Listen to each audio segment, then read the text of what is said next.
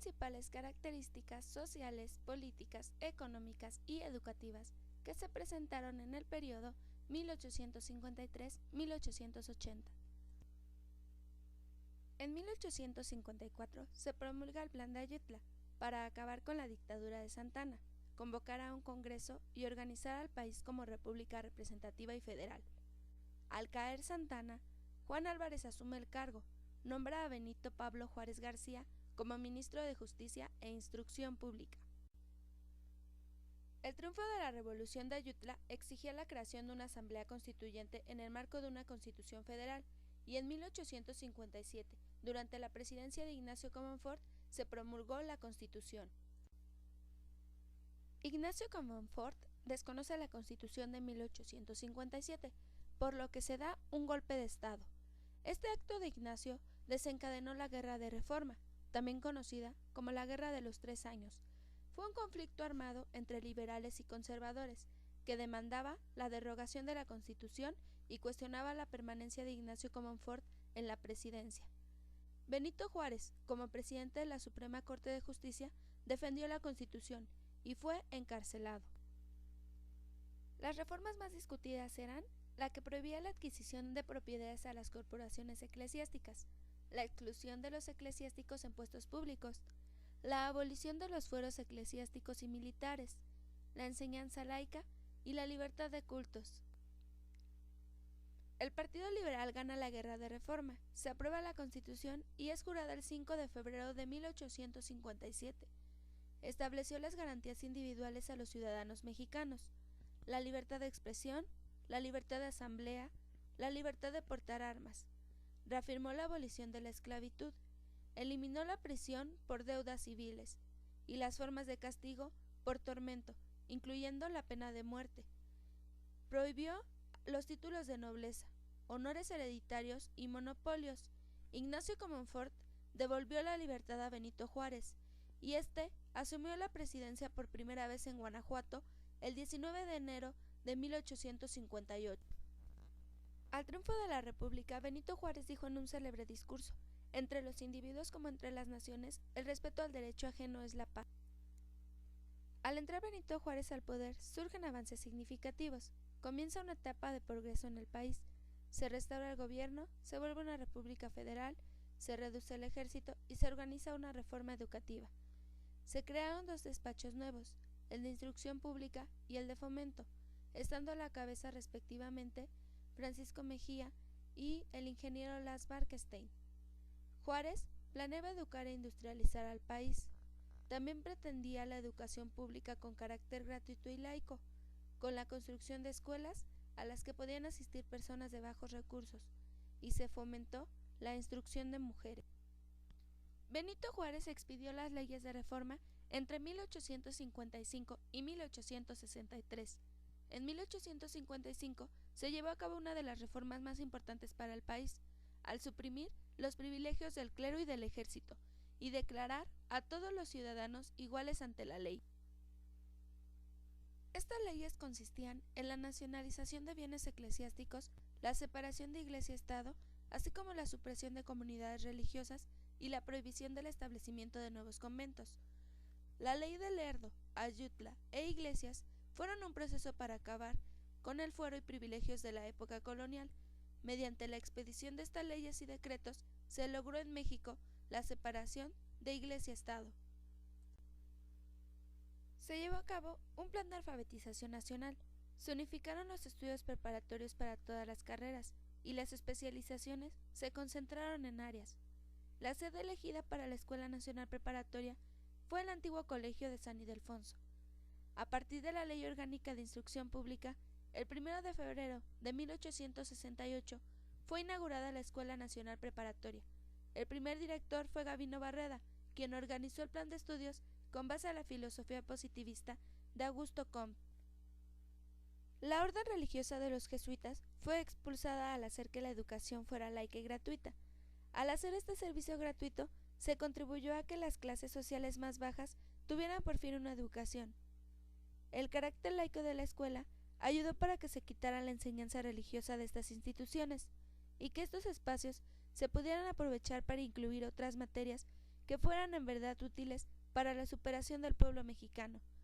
La tendencia secularizadora erradicó la decoración religiosa de edificios públicos, razón por la cual Gabino Barreda recibió un edificio con muros desnudos.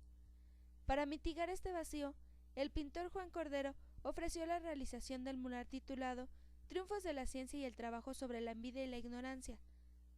Este mural fue pintado en el Colegio de San Ildefonso, en la pared del fondo de la escalera central.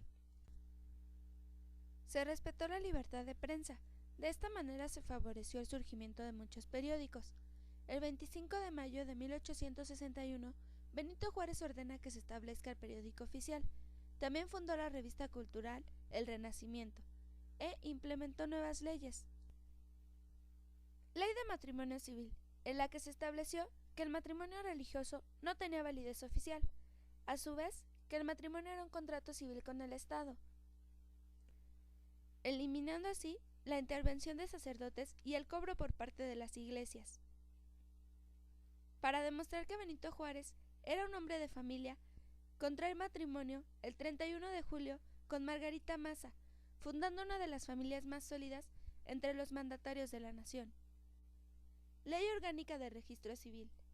En su afán por la familia mexicana, el 23 de julio de 1859, por decreto presidencial, se establece el registro civil para los actos de nacimiento, matrimonio y defunción. Queda a cargo de empleados de gobierno y no de la Iglesia. Al nacer su hija Jerónima Francisca, y acatando la reciente ley de registro civil, la inscribe en la primera acta de Veracruz. Decreto de secularización de cementerios. Declaró el cese de toda intervención del clero en cementerios y campos santos. Decretó la supresión de festividades religiosas y se declararon los días que habría de tenerse como festivos. Ley sobre libertad de cultos. La religión católica dejó de ser la única permitida. Cada persona es libre de practicar y elegir el culto que desee. Decreto de hospitales y establecimientos de beneficencia, por lo cual quedaron secularizados dichos inmuebles. Durante el gobierno de Benito Juárez hubieron proyectos sociales.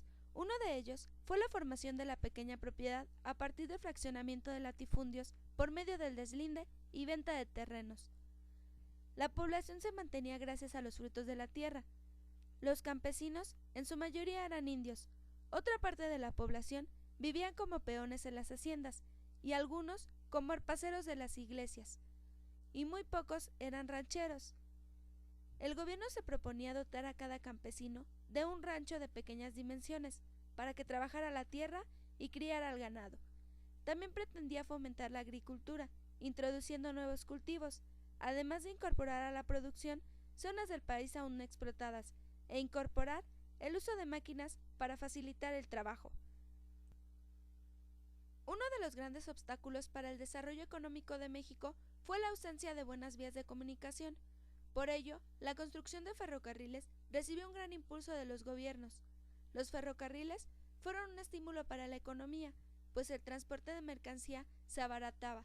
Además, se facilitaba el traslado de personas.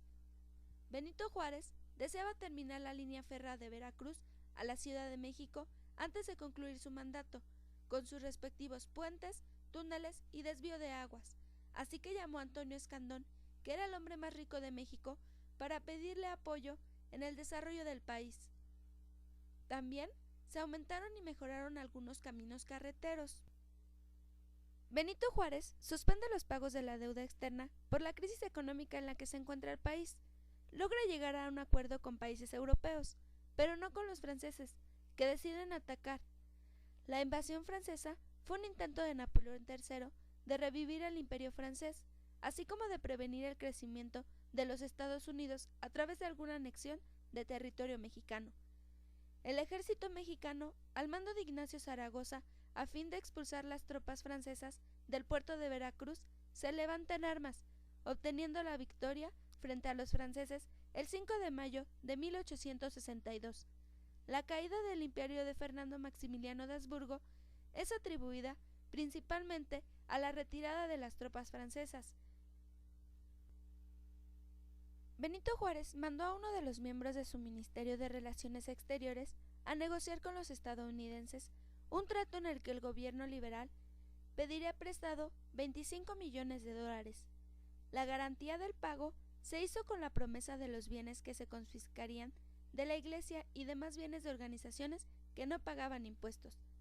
El 14 de diciembre de 1859, el gobierno juarista firmó con el representante del gobierno norteamericano uno de los convenios que mayor repulsa han provocado entre los mexicanos, en donde se comprometía la soberanía territorial, comercial y política de la nación tan solo para obtener el reconocimiento y el apoyo norteamericano en la guerra civil entre liberales y conservadores. El convenio lleva el nombre de Tratado de Tránsito y Comercio entre los Estados Unidos y México. Fue suscrito por Robert McLean. Por dentro y por fuera, el tratado constituye una agresión a los principios de la convivencia entre las naciones, ya que el gobierno mexicano se comprometía a ceder todo a cambio de nada. El 22 de febrero de 1859, William Churchill recomendó de forma confidencial a James Buchanan que en el tratado se incluyera una cláusula para lograr la cesión de Baja California a los Estados Unidos. Sin embargo, el gobierno de Juárez rechazó la propuesta, y en la versión final del tratado firmado por McLean Ocampo no se vendía ninguna porción de territorio. La República logró restaurarse y consolidarse como nación en 1867. Benito Juárez fue un hombre de familia, amoroso y siempre pendiente de sus hijos y esposa.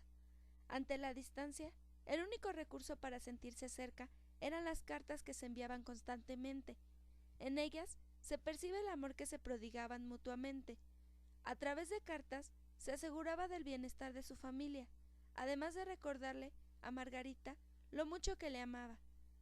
Margarita Maza en vida se ganó el respeto y la admiración de diversos sectores de la sociedad, no solo por ser la esposa del presidente, sino por mérito propio, porque apoyó fervientemente la causa republicana, en un México dividido entre liberales y conservadores, que además vivía violentado por las potencias extranjeras que veían al país como un jugoso botín.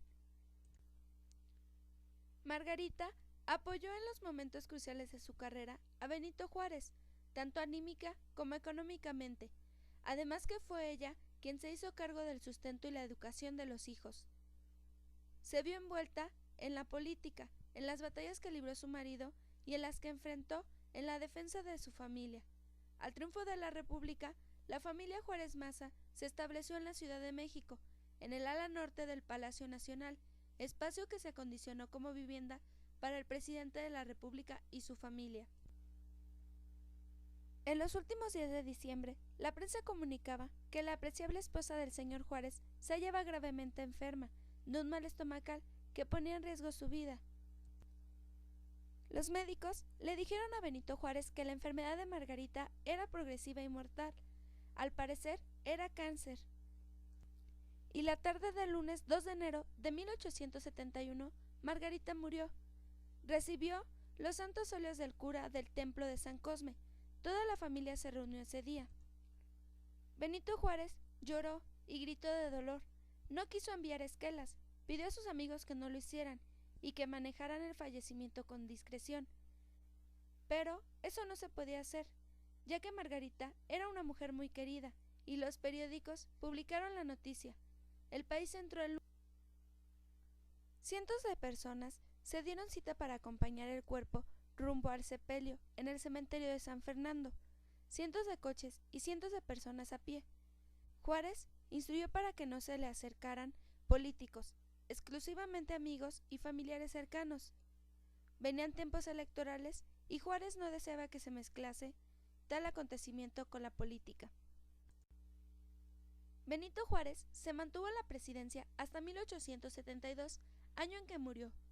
Por su defensa de las libertades humanas, defensa que sirvió de ejemplo a otros países latinoamericanos, fue proclamado Benemérito de las Américas, título que se le otorga por su incansable lucha por las libertades del pueblo y de la patria, además por su implacable defensa a la libertad.